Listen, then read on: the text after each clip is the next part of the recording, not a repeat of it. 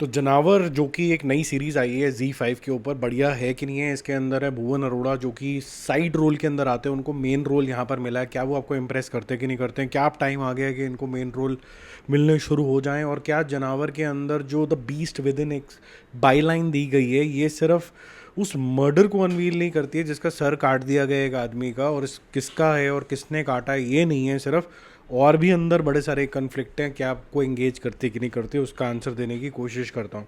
Z5 के ऊपर ये आई है और ये 7 एपिसोड्स हैं, 20-21 मिनट के आसपास हैं। एक्चुअली में तो मेरे को लगता है ये मूवी होगी, थोड़ी सी लंबी बन गई क्योंकि उसको काट काट के सीरीज़ बनाने का जो आजकल फैशन चला हुआ है वैसी है। अगर हम इसको छत्तीसगढ़ और उसके एक फिक्शनल सा जो यहाँ पर बनाया गया है शहर सा, वो जो दिखाया गया है पेड़ और ये सब जंगल वंगल, उस हिसाब से अगर ऑथेंटिसिटी के हिसाब से देखा जाए तो आपको अच्छा लगेगा।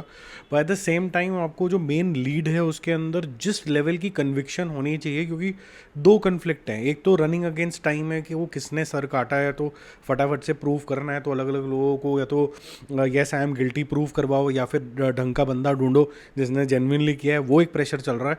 दूसरा ये भी अपने आप को हेमंत कुमार क्यों बोलता है, वो एक अपने आप में एक कन्फ्लिक्ट है, वो आपको देखना होगा सीरीज़ के अंदर, जिसकी वजह से थोड़ी चीज़ें इंटरेस्टिंग होती हैं।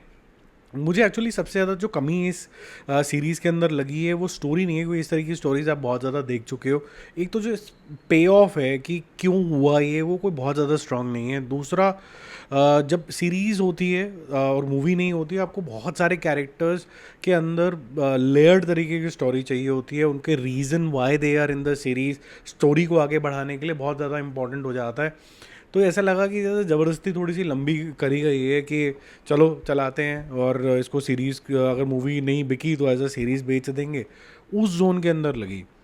भुवन अरोड़ा हाफ कन्विंसिंग मुझे लगे, किसी किसी शॉट के अंदर he is very good when he is showing aggression, but जो सटल शॉट्स हैं जहाँ पर आपको बॉडी लैंग्वेज के थ्रू अपनी इंटरनल कन्फ्लिक्ट और पेन दिखानी है, why you want to solve the case, वो इतना ज़्यादा तरीके से आपको इमोशनली हिट होता नहीं है।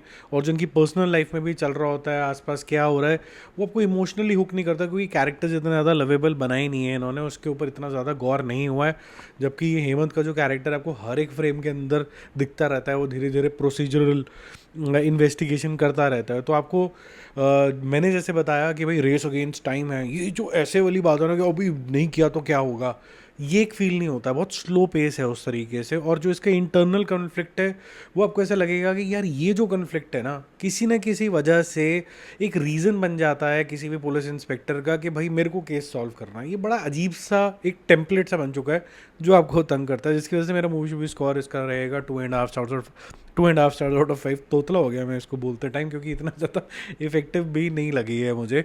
हालांकि इसको मैं कल रात को ही देख चुका था क्योंकि इसके स्क्रीनर्स वगैरह भी आ चुके थे, लेकिन थोड़ा लेट हो गया रिव्यू के लिए।